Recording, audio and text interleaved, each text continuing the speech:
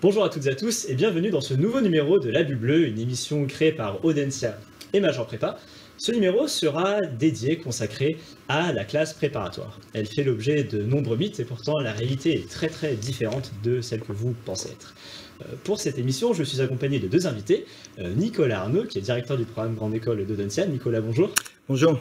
Et également, je suis accompagné alors en distanciel d'Alain Joyeux, qui est professeur de jeux politiques et président de l'APHEC, l'association des professeurs en classe préparatoire économique et commerciale. Alain Joyeux, bonjour. Bonjour. Première chronique de cette émission La Bulle Bleue, la Bulle Time, l'actualité d'Audencia, décryptée par Nicolas Arnaud.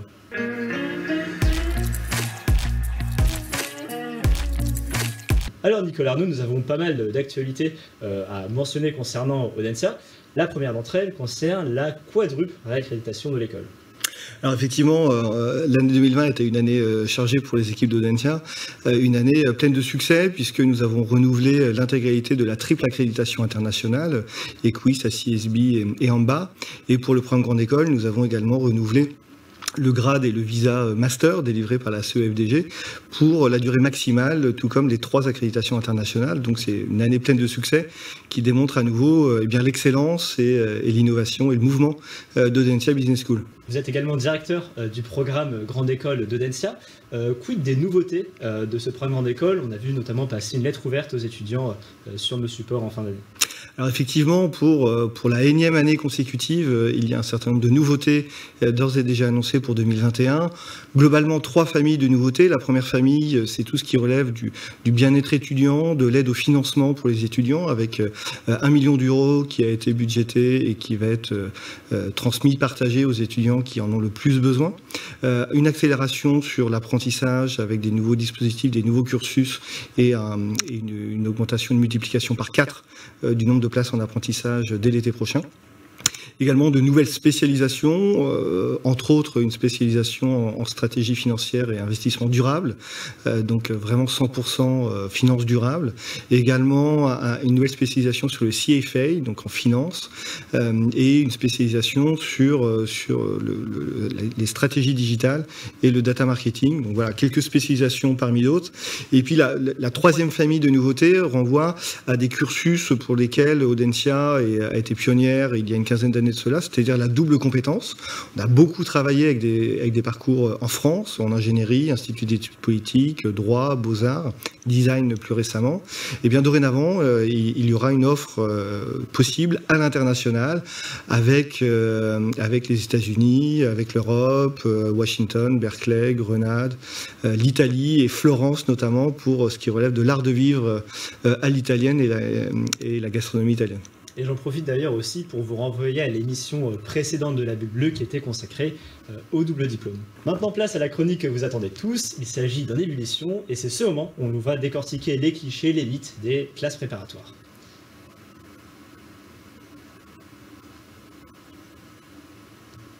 Cette partie en ébullition se fera autour de 3 grandes sous-thématiques.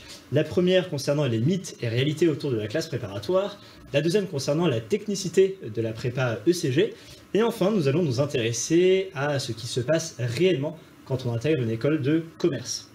Pour cette première partie, nous avons donc 5 clichés sur les classes préparatoires que l'on va se forcer à démonter. Premier cliché, la prépa n'est faite que pour les premiers de classe. Deuxième cliché, les étudiants passent 2 ans sans aucune vie sociale. Troisième cliché, l'ambiance en prépa est horrible. Quatrième cliché, on ne peut pas réussir en venant d'une petite prépa. Et enfin, dernier cliché, en prépa, les professeurs mettent sur vous une pression insupportable. Pour chaque cliché, nous allons donner la parole consécutivement à Nicolas Arnaud en plateau et à Alain Joyeux présent à distance. On va commencer donc par le premier cliché. Premier cliché, la prépa n'est faite que pour les premiers de la classe. Une réaction, Alain ? Bien, pas du tout. C'était peut-être le cas des classes préparatoires il y a 30 ou 40 ans, mais ce n'est plus du tout le cas aujourd'hui. Il y a de la place pour de très nombreux profils dans les classes préparatoires, car il faut bien savoir que les jurys de recrutement dans ces classes tiennent compte de très nombreux paramètres et pas simplement les notes ou la position de leader de la classe. Par exemple, les conseils de classe de terminale vont nous indiquer si la classe est très bonne, moyenne. Et par exemple, si un élève est 15e dans une classe étiquetée très bonne, il a l'assurance de trouver une place dans une classe préparatoire, voire dans plusieurs. Et même s'il est 5e ou 8e dans une classe moyenne, probablement, très probablement, il aura une place dans un lycée à classe préparatoire. Donc, il ne faut surtout pas s'autocensurer. Les jurys de recrutement dans les lycées à classe prépa tiennent compte de l'évolution des notes, de l'appréciation des professeurs, de la motivation, du profil. Tous ces critères sont mixés, ce qui fait qu'il n'y a pas forcément de corrélation exacte entre les notes pondérées par les coefficients du bac en terminale et l'admission en classe préparatoire. Donc il faut candidater, il y a de nombreuses places et chacun a des chances d'en trouver une, voire plusieurs. Très bien. Merci Alain. Alors du coup on va passer au deuxième cliché, les étudiants passent 2 ans, voire 3 pour ceux qui ont cubé, sans aucune vie sociale. Une réaction Alain? Alors là c'est pareil, c'est un cliché qui est largement dépassé, si tant est qu'il existait un jour. Ce que nous disons, nous professeurs de classe préparatoire, c'est que pour réussir, il faut être un élève équilibré, un étudiant équilibré, c'est-à-dire quelqu'un qui va travailler certes beaucoup en classe préparatoire, mais qui va aimer travailler, mais qui en même temps continuera une activité sportive, certes pas en compétition, il n'y aura pas le temps, mais une activité sportive, qui aura une vie sociale, une vie culturelle, parce qu'on imagine bien qu'à 17 ou 18 ans, passer 2 années sous une lampe de bureau n'est pas le meilleur moyen de donner la pleine mesure de ses capacités. Donc nous insistons beaucoup sur l'équilibre de vie et nous remarquons que les étudiants de prépa qui réussissent le mieux sont souvent non pas ceux qui ont le plus travaillé, même s'il faut travailler bien entendu, mais ceux qui ont le mieux géré cet équilibre entre travail et vie sociale, affective, personnelle, qui est indispensable lorsqu'on a 18, 19 ou 20 ans. Donc la prépa n'est pas le bagne, vous vivez dans le monde, avec le monde, il ne doit pas y avoir de doute sur ce point. Très bien, et peut-être aussi, je me permets de faire la bascule avec ce qui se passe en école. Au concours, on a une épreuve qui s'appelle l'entretien de personnalité, et donc si on fait 2 ans de prépa sans vie sociale, ça se passe plutôt mal. Peut-être aussi une réaction à cela, Nicolas Arnaud? Oui, effectivement, parce que ce que j'observe, travaillant pour une école Audencia qui recrute exclusivement sur classe préparatoire en première année du programme Grande École, c'est que les étudiants les plus équilibrés et les meilleurs que nous recrutons à travers l'entretien de personnalité notamment, sont des étudiants qui nous disent à quel point ils ont réussi la prépa, justement parce qu'ils ont réussi à gérer leurs différents engagements et à trouver un équilibre de vie satisfaisant pour eux. Et d'ailleurs, c'est aussi la réalité en école de commerce ensuite. Troisième cliché désormais de la classe préparatoire, l'ambiance serait horrible. Alors Alain, est-ce que l'ambiance est horrible en prépa? Écoutez, je commencerai par un conseil ou un principe. Tout seul, on va plus vite, mais ensemble, on va beaucoup plus loin. Et je crois que cette phrase ne doit pas être oubliée des étudiants de prépa ou des futurs étudiants de prépa, car il faut bien voir qu'au sein d'une classe, les étudiants ne sont absolument pas concurrents entre eux. On remarque, nous, professeurs, que les promotions les plus soudées, celles qui mutualisent le mieux le travail, celles qui développent entre les étudiants de l'entraide, certains sont plus forts en maths qu'en langue, d'autres plus forts en langue qu'en maths, lorsqu'il y a justement une complémentarité qui s'établit, les résultats de l'ensemble de la promotion sont bien meilleurs. Donc la classe prépa n'est absolument pas le temple de l'individualisme.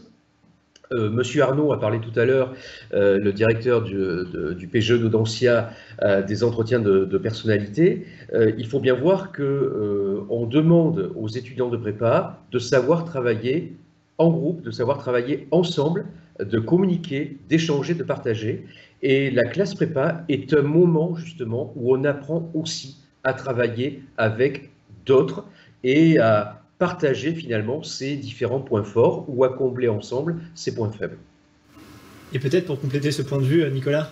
Oui, effectivement, pour aller dans le prolongement des propos d'Alain Joyeux, ce que me disent souvent les étudiants après la prépa, c'est qu'ils ont appris, parmi de multiples choses, ils ont appris la solidarité, et avec des propos extrêmement précieux sur la solidarité entre étudiants, mais aussi avec le corps professoral.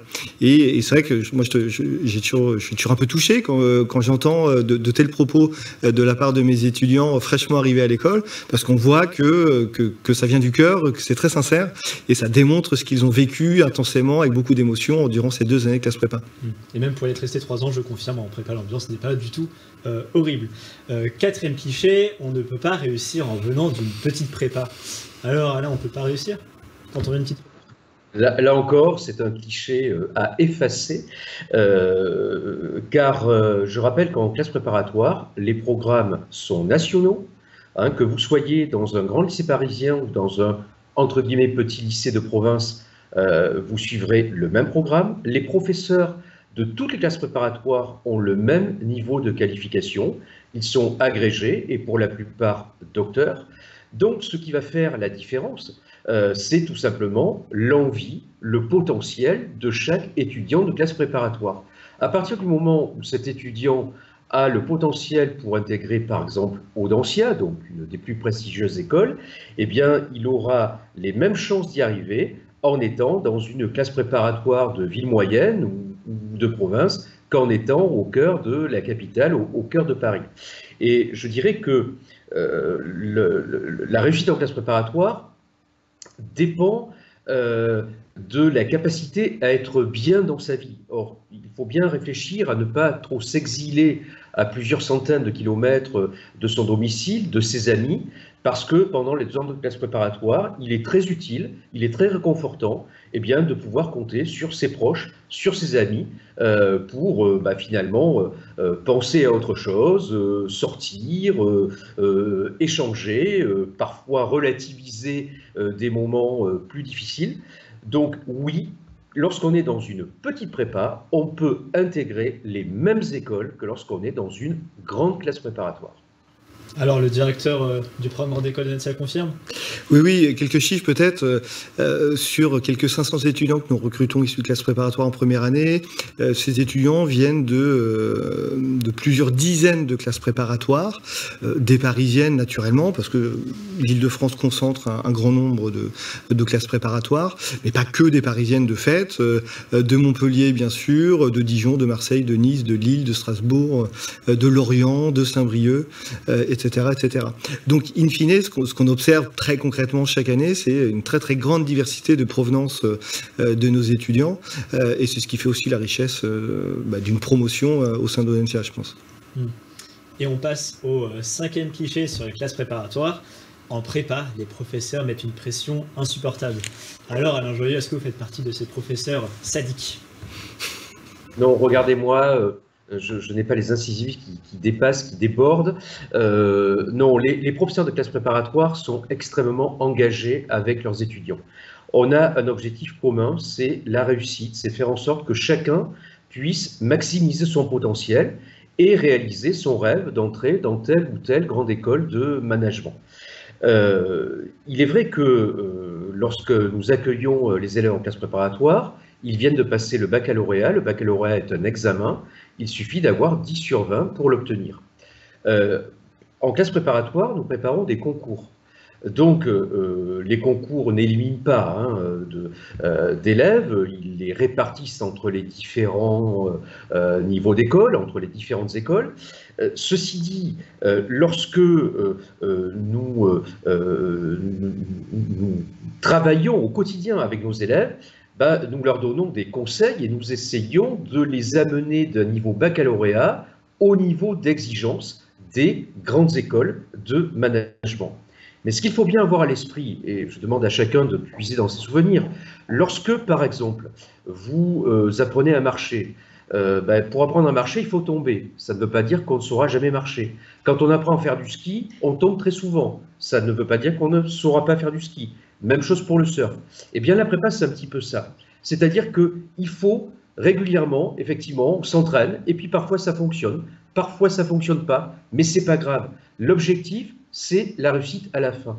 Et donc, les professeurs de classe préparatoire sont aussi des coachs, des entraîneurs, comme dans le milieu sportif.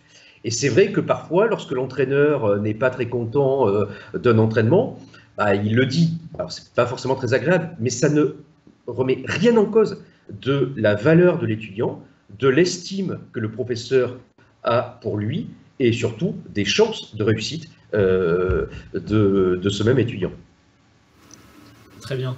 Merci Alain pour donc ce petit tour des clichés et merci Nicolas aussi pour les précisions et éclaircissements apportés à propos de ces derniers.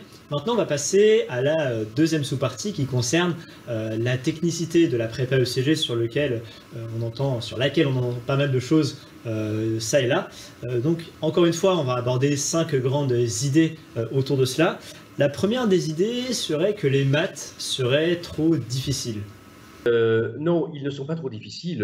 C'est vrai que le niveau d'exigence en mathématiques est assez élevé, tout simplement parce que dans les grandes écoles, mais également dans le monde professionnel, on manie des chiffres.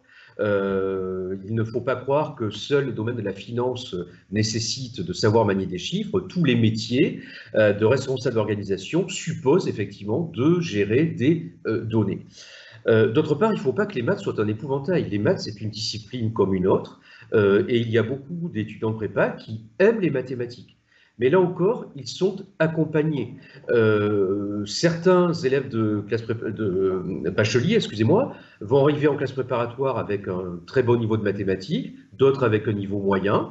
Nous allons tous les accompagner individuellement pour que, à la fin des 2 années, ils soient en mesure d'obtenir de bonnes notes en mathématiques, comme dans toutes les autres disciplines. Donc c'est vrai que c'est une discipline qui, par tradition française, fait un peu peur. Pour autant, c'est une discipline nécessaire, utile. Et il faut voir aussi que lorsqu'on passe les concours, il n'y a pas que des épreuves de mathématiques. Au maximum, pour les écoles du haut de tableau, les mathématiques comptent pour le tiers des coefficients. Ça veut dire que les 2 autres tiers ne sont pas des mathématiques.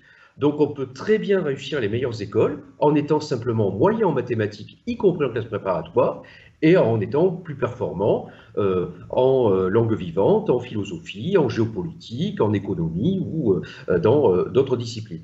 Voilà, donc il ne faut surtout pas que les mathématiques soient un épouvantail. Et les élèves de classe préparatoire, d'ailleurs, ne vivent pas cette discipline comme un épouvantail. À la fin, vous allez voir que vous allez faire des blagues sur le procédé d'orthonormalisation de Carl Schmitt et vous allez trouver ça très très rigolo. Donc deuxième idée de la prépa ECG, c'est qu'il serait nécessaire de travailler 50 heures par semaine en plus des cours pour réussir. Est-ce vrai ? Non, bien entendu, parce que ce qui compte en prépa, c'est l'efficacité du travail. C'est pas le temps du travail, c'est l'efficacité. Et justement, je rappelle que le premier semestre de classe préparatoire est considéré au niveau national comme un semestre de transition entre l'enseignement secondaire et l'enseignement supérieur. Donc c'est un semestre pendant lequel les professeurs vont mettre l'accent beaucoup sur les méthodes, sur la manière de travailler efficacement, y compris chez soi, hein, dans son appartement ou à la maison ou à l'internat pour ceux qui y sont. Et c'est vrai que les élèves de classe préparatoire mettent parfois 2 mois, 3 mois, 4 mois, parfois 6 mois pour trouver la bonne méthode de travail. Une fois qu'ils ont trouvé cette méthode, eh bien, ils peuvent se permettre effectivement de rationaliser leur temps de travail, c'est-à-dire de travailler effectivement quelques heures par jour, mais pas 50 heures par semaine. Ce que je peux rajouter, c'est que les propos d'Alain Joyeux, au-delà de la classe préparatoire, ont une vérité également dans le monde de l'entreprise. C'est pas parce qu'on travaille 70 ou 80 heures par semaine qu'on est forcément plus efficace que son collègue qui ne travaillerait que 40, 45 heures, 50 heures. La question de l'efficacité est extrêmement différente de la question du temps passé. Et ça, je pense que quand on a 18 ans, on a du mal peut-être à le saisir totalement, à le comprendre, mais je puis vous assurer que c'est le quotidien du travail finalement, de la vie en entreprise, de la vie en organisation. Travailler beaucoup, longtemps, ne veut pas dire travailler efficacement. Exactement. Et c'est vraiment la clé de la prépa d'ailleurs, si paraître une intervention entre ceux qui réussissent à s'épanouir en prépa et qui sont d'une efficacité redoutable, et ceux qui parfois subissent la prépa par manque de méthodologie et par le fait de penser justement qu'il soit nécessaire de travailler 50 heures par semaine en plus des cours. Donc désormais, troisième idée pour effectivement aborder la réussite dans la classe préparatoire, c'est le fait qu'il soit nécessaire d'être excellent dans toutes les matières. Est-ce vrai ? Alors, c'est vrai que pour bien réussir en classe préparatoire, il ne faut pas avoir de points faibles. Ceci dit, ça ne veut pas dire être excellent dans toutes les disciplines. Même pour intégrer une école comme Audencia, qui fait partie des meilleures de France, il est évident qu'on peut se permettre au concours d'avoir dans une discipline un 8 ou un 9, parfois même un 7, parce que d'autres disciplines vont permettre de rattraper cette note et d'être dans les élèves qui seront, les candidats qui seront admissibles, voire admis dans une grande école. Donc c'est vrai qu'il faut avoir un profil équilibré. D'ailleurs, lorsqu'on recrute les élèves en classe préparatoire, on regarde beaucoup l'équilibre du dossier, c'est-à-dire que par exemple, entre un futur bachelier qui a 13 partout et un bachelier qui a 18 en maths, mais qui n'a que 9 ou 10 en philo et en anglais, eh bien on va largement préférer le premier profil. Et au concours, c'est exactement la même chose. Il faut travailler toutes les disciplines de façon à assurer un niveau minimum, qui soit compétitif au concours. Il est clair que les étudiants vont avoir des points forts, des points un peu plus faibles, mais ça ne les empêchera pas de réussir les concours, y compris pour intégrer les meilleures écoles de France. Et ce que je peux rajouter, c'est que de la même manière, en fait, dans un cursus en école de commerce, eh bien, tous les étudiants vont devoir étudier l'ensemble des grandes thématiques de la gestion des organisations des entreprises. Et on ne peut pas se permettre, si vous me permettez l'expression, qu'il y ait un trou dans la raquette. Parce que même si on veut devenir spécialiste du marketing, comprendre les bases de la comptabilité, du contrôle de gestion, de la finance, fait partie de ce qu'on va appeler la culture générale du gestionnaire, du manager, du dirigeant. Et sans celle-ci, il ne pourra pas être pertinent, légitime et prendre des décisions adaptées, quand bien même il sera spécialiste du marketing et pas de la finance. L'inverse étant vrai. Et peut-être quatrième idée, l'idée qui voudrait que la classe préparatoire ne soit pas connectée à la réalité du monde, parce que pendant 2 ans, on ne ferait que travailler des choses qui sont déconnectées. Là encore, il suffit de regarder l'intitulé des disciplines et les programmes des disciplines. Par exemple, dans une discipline comme la culture générale, qui va désormais s'appeler lettres et philosophie, il y a chaque année un thème nouveau. Cette année, c'est l'animal. C'est-à-dire que les professeurs abordent toutes les questions de bien-être animal, de rapport entre l'homme et l'animal, du rapport entre l'animal et l'éthique, entre l'animal et le développement durable. Donc des thématiques qui sont aujourd'hui au cœur de l'actualité. En langue vivante, les collègues, les professeurs, font travailler leurs élèves sur des articles de la presse internationale, The Economist ou d'autres médias, c'est-à-dire travaillent sur des sujets absolument contemporains d'actualité, sur des disciplines comme la géopolitique ou comme l'économie, sociologie, histoire du monde contemporain. Là aussi, on apprend à comprendre le monde, à dénouer la complexité du monde. Et on est en permanence connecté avec l'actualité. On peut dire d'ailleurs que chaque fois qu'un étudiant de prépa va ouvrir un journal, va regarder un site d'information sur son écran, il y verra toujours un rapport avec quelque chose qu'il aura fait ou qu'il fera en classe préparatoire. Donc la classe préparatoire ECG est au contraire extrêmement connectée à l'actualité. C'est sans doute même la filière qui est la plus connectée à l'actualité. Peut-être en complément et prolongement, ce que je souhaiterais rajouter, c'est que finalement, la classe préparatoire, c'est ce qui va nourrir aussi la vie de manager ou de dirigeant demain. Pourquoi ? Parce que dans le monde des affaires, pour le dire de manière un peu légère, dans le monde des affaires, en fait, quand on est en relation d'affaires avec une autre entreprise, quand on est manager d'une équipe composée de femmes et d'hommes, ce qui va faire la différence pour être un meilleur manager ou pour conclure une affaire, ça va être la capacité à rentrer en contact, en humanité, finalement, avec autrui. Et c'est bien la recherche de cette humanité commune qui va faire qu'au-delà de la technicité, qu'au-delà des intérêts financiers, il y a une dimension profondément humaine avec un grand H qui va faire la différence au quotidien dans ses pratiques managériales et dans sa capacité à négocier des affaires. Et de ce point de vue-là, la classe préparatoire, et ce qu'on peut faire ensuite dans le prolongement au nom du continuum dans une école comme Audencia, eh bien, autorise, permet, valorise et soutient pleinement cette dimension-là. Et je me permets aussi de rajouter à titre personnel que quand j'étais en prépa, je me demandais comment peut-on comprendre le monde sans être en prépa.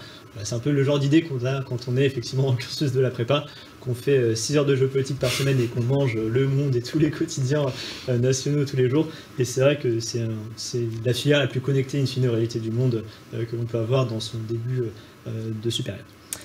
Dernière idée, les concours sont hyper sélectifs et éliminent plein de candidats. Non, écoutez, moi ça fait près de 20 ans que j'enseigne en classe préparatoire aux grandes écoles économiques et commerciales. Je n'ai jamais vu l'un de mes étudiants se retrouver sans école à l'issue des concours. En moyenne même, les étudiants sont admis, je dis bien admis, dans 5 écoles. C'est-à-dire qu'à l'issue du concours, leur problématique c'est de choisir l'école qui leur plaît le mieux, qui les attire. Donc les concours répartissent les étudiants entre les différentes écoles, mais ne les éliminent absolument pas. Ce qui fait que pour un étudiant de classe préparatoire, c'est finalement une sécurité extraordinaire. Il ne se pose pas la question finalement de ce qu'il va faire après. Il sera dans une école. Son problème, c'est dans quelle école il ira. C'est le seul suspense, si je puis dire, que l'on trouve à l'issue d'une classe préparatoire. J'ajouterai un chiffre qui nous est donné par la conférence des grandes écoles. 95% des élèves qui rentrent en classe préparatoire ECG obtiennent au bout de 5 ans un Master 2 en grande école de management. Ça veut dire que l'échec est quasiment inexistant et que lorsqu'on s'engage en classe préparatoire, le concours n'est absolument pas une barrière. Hein, c'est encore une fois un vecteur de répartition qui amènera tout le monde vers un Bac+5, c'est-à-dire un Master 2 en grande école. Et surtout que je me permets aussi de rajouter que l'ensemble des grandes écoles accessibles après une classe préparatoire ont un grade de master, sont reconnus par l'État, donc il s'agit surtout d'un choix d'école et in fine, vous rentrez en prépa, vous avez l'avenir et l'assurance d'un avenir garanti en termes financiers, pratico-pratiques, qui est garanti. Peut-être, Nicolas, si vous voulez ajouter un point sur ce sujet-là.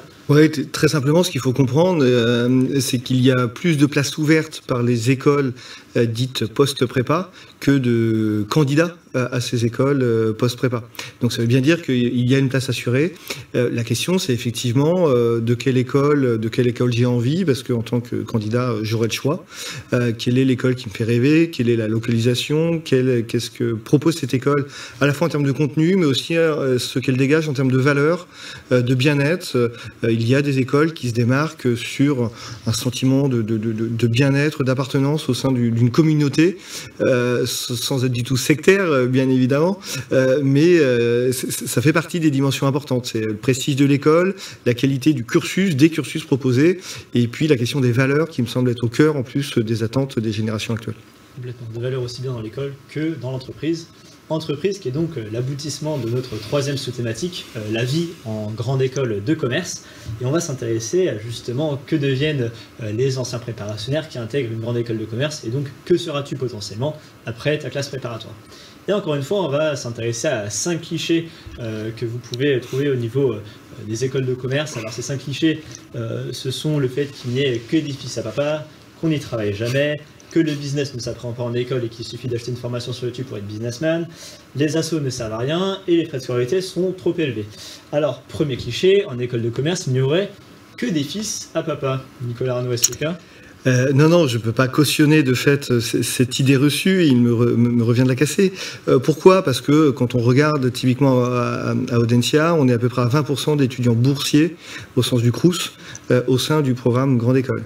Et qu'au-delà de ces étudiants boursiers au sens du Crous, environ 30% des étudiants du programme Grande École touchent une bourse, soit effectivement du Crous, soit sur fonds propres de l'école ou via la fondation de l'école.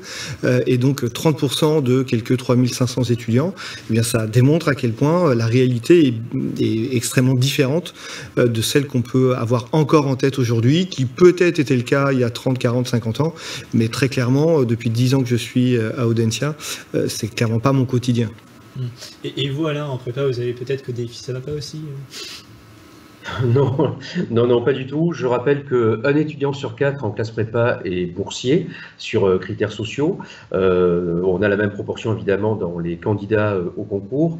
Et je veux dire que les professeurs de classe préparatoire sont soucieux de recruter des élèves dans tous les milieux, dans tous les territoires, parce que c'est aussi notre fierté que d'amener la diversité vers l'ambition, vers les grandes écoles. Donc nous menons toute une série d'actions à l'échelle locale pour justement convaincre des élèves qui peut-être n'osent pas penser aux classes préparatoires et aux grandes écoles, eh bien, de s'y intéresser, d'y venir. L'aspect financier, évidemment, peut faire peur au demeurant, mais je ne connais pas personnellement de lauréat de grande école qui n'ait pu finalement l'intégrer pour des raisons financières. Ça n'existe pas. Tous les acteurs de la filière se mettent en cadre pour trouver des financements et ces solutions sont toujours trouvées. Donc il faut vraiment ne pas se censurer, quel que soit le territoire, le milieu d'où l'on vient. Et je me permets aussi de compléter par un point, la classe préparatoire qui mène aux grandes écoles de commerce est gratuite. C'est donc une filière que vous ne financez pas. Également, je me permets de m'exprimer en tant qu'ancien étudiant boursier. Sur ce genre de situation, on voit que les profs aussi vont avoir tendance à apporter une aide un peu plus précieuse qu'à d'autres qui pourraient passer par des cours particuliers. Et ça, effectivement, c'est un tremplin réel que l'on voit quand on est assisté par des profs en classe préparatoire qui justement se plient en 4, en 8, en tout ce que vous voulez, pour vous aider. Et donc effectivement, en école de commerce, il n'y a pas d'EFI-SABA, parce qu'en prépa aussi, il n'y a pas d'EFI-SABA, et que même par d'autres voies, on peut trouver des profils ayant une très forte diversité. Deuxième cliché sur l'école de commerce, ce serait qu'on n'y travaille jamais. Alors Nicolas Arnaud, est-ce qu'on travaille à Audencia ? Alors, si j'en crois mes étudiants, on travaille à Audencia, et d'ailleurs Audencia serait peut-être l'une des écoles dans lesquelles on travaillerait le plus, me disent-ils. En revanche, ce qui est sûr, c'est qu'on travaille de manière très différente. Effectivement, dans une école comme Audencia, en première année, vous avez environ 24-25 heures de cours par semaine, ce qui à certains paraîtront très peu et à d'autres peut-être déjà beaucoup. En tout cas, c'est 25 heures de travail en salle de classe, et puis beaucoup de travail effectivement en dehors de la salle de classe. Ce travail il se structure de manière très différente de ce qu'on peut faire en classe préparatoire, puisqu'on travaille beaucoup ce qu'on appelle en mode projet, c'est-à-dire en équipe. Pourquoi on fait ça ? Parce que c'est la réalité du travail en organisation en entreprise, mais il est vrai que ce travail en mode projet, eh bien, il fait appel à d'autres formes de qualité, de compétences que ce que les étudiants ont pu développer jusqu'à présent. Travailler sur X projets sur un même semestre avec des équipes différentes dont on ne choisit pas forcément les membres, c'est effectivement très différent et en même temps c'est un facteur d'expérience et d'apprentissage de la réalité de la vie en organisation extrêmement significatif. Donc on travaille extrêmement différemment, mais je vous jure que mes étudiants me disent à quel point ils travaillent beaucoup à Audencia, et d'ailleurs ils sont plutôt contents parce qu'ils considèrent que l'exigence qui a été la leur jusqu'à présent, eh bien ils retrouvent aussi cette exigence sous des formes différentes dans une école de commerce comme Audencia. Alain, vous voulez compléter ? Oui, je confirme ce qu'a dit Nicolas Arnaud. Lorsqu'on revoit nos anciens étudiants de prépa, effectivement, beaucoup sont surpris par la quantité de travail. Ce qu'il faut comprendre, c'est que quand vous sortez de prépa, vous sortez d'un système d'études qui a été celui du collège, du lycée, de la classe préparatoire, où vous aviez chaque semaine un emploi du temps déterminé avec des cours. Bref, un système classique, linéaire, régulier, etc. Il faut parfois quelques semaines, quelques mois aux étudiants de grande école pour comprendre que finalement, on travaille, mais on ne travaille pas de la même manière. Et que le fait d'avoir un emploi du temps, entre guillemets, plus léger, ne signifie pas qu'en dehors des cours, il n'y a rien à faire. C'est une autre forme de travail. Et certains d'ailleurs, parfois, se remettant au travail un peu tard en grande école, finalement en souffrent parce qu'ils ont parfois perdu des choses. Donc c'est surtout une question de transition entre la classe préparatoire et la grande école. C'est vrai que durant le premier mois en grande école, les étudiants vivent souvent la semaine d'intégration, les rites que l'on connaît, donc peuvent se dire effectivement, tiens, on ne travaille pas beaucoup, on n'a pas de cours ou très peu de cours. Et lorsqu'on les revoit 6 mois après, là, le discours a totalement changé. Parce qu'ils ont compris, finalement, la pédagogie, ce que l'on attendait d'eux, le sens, et puis également ce à quoi ils ne sont pas habitués, c'est le choix. C'est-à-dire qu'ils sont habitués à un système scolaire depuis la maternelle où ils ont les cours obligatoires. En école, on va leur proposer beaucoup de choses différentes. Et c'est vrai que l'apprentissage du choix peut être déstabilisant au début pour certains étudiants. Voilà.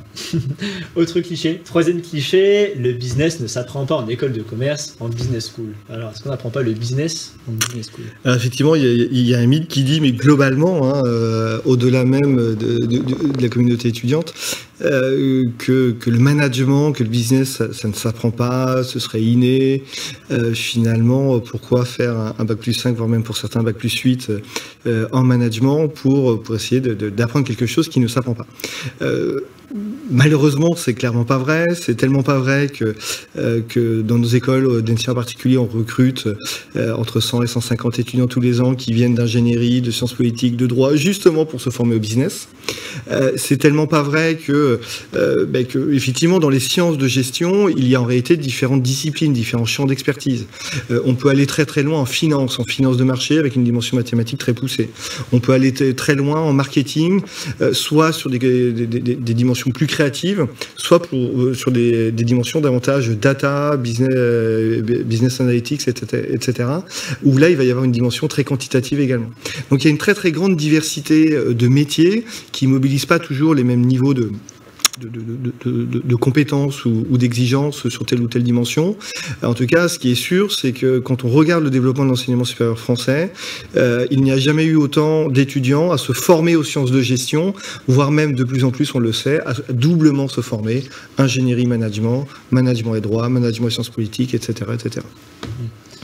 Quatrième cliché, ce cliché selon lequel les assos ne serviraient à rien. Alors, la vie associative en école de management, elle est riche. La plupart des étudiants, des candidats attendent cette vie associative après leurs années de classe préparatoire. Dans la vie associative, on va y trouver ce qu'on a envie d'y faire. Mais nous, ce qu'on observe, c'est que la vie associative qui commence très tôt à Audencia, puisque les étudiants arrivent en septembre, et puis en janvier, les étudiants qui le souhaitent peuvent prendre les rênes des associations. Eh bien, cette vie associative, c'est un formidable terrain de jeu pour mettre en application des dimensions, peut-être à ce stade du cursus, perçues comme un peu théoriques, mais très concrètement, quand on est trésorier d'une association, eh bien, vous avez plutôt intérêt à avoir bien compris vos premiers enseignements de comptabilité. Quand vous êtes responsable du démarchage et partenariat pour aller convaincre des entreprises de miser sur votre association, de sponsoriser, voire même d'acheter des prestations de votre association dans une junior entreprise, par exemple, eh bien, vous avez plutôt intérêt à avoir intégré les premiers cours de négociation, de communication digitale et autres. Bref, encore une fois, c'est un superbe terrain de jeu et j'invite tous les étudiants qui le souhaitent soit à s'engager dans la vie associative de leur école ou alors en dehors. Mais l'engagement associatif, il est effectivement extrêmement intéressant. Merci Alain et Nicolas pour cet instant en ébullition. On passe tout de suite à la microbulle, la chronique préparée par GIs, l'asso audiovisuel des étudiants d'Audencia.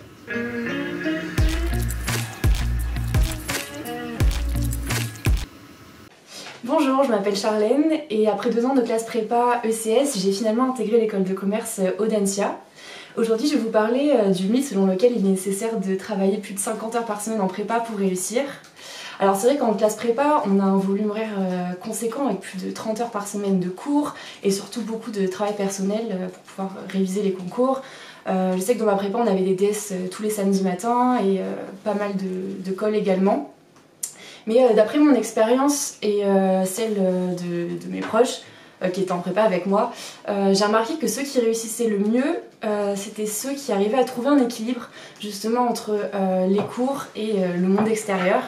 Donc pour ma part, je m'autorisais des pauses tous les samedis après-midi pour décompresser, pour voir mes amis, faire du sport, et je pense que c'est vraiment important de pouvoir se vider la tête et de relâcher la pression en prépa pour pouvoir justement tenir sur le long terme. Et je pense que l'essentiel en prépa, c'est pas de tout travailler la dernière minute et de bosser jusqu'à pas d'heure, jusqu'à 3h du mat, mais plutôt d'être régulier dans son travail pour pouvoir tenir jusqu'au concours. Bonjour à tous, moi je suis Marc Chouquier, voilà. Je suis marseillais initialement, puis j'ai fait 2 ans de classe préparatoire à Lyon.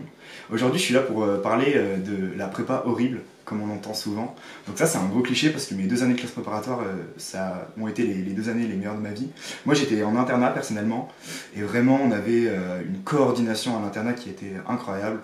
J'ai des souvenirs de nous en train de finir des DM de mathématiques à 6h du matin. On s'échangeait les examens entre nous et tout.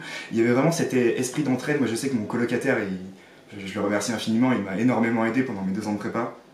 Et je pense que c'est vraiment cette ambiance de travail, en même temps de sérieux, mais aussi de convivialité, qui pour moi m'a donné une expérience de la prépa qui est inoubliable.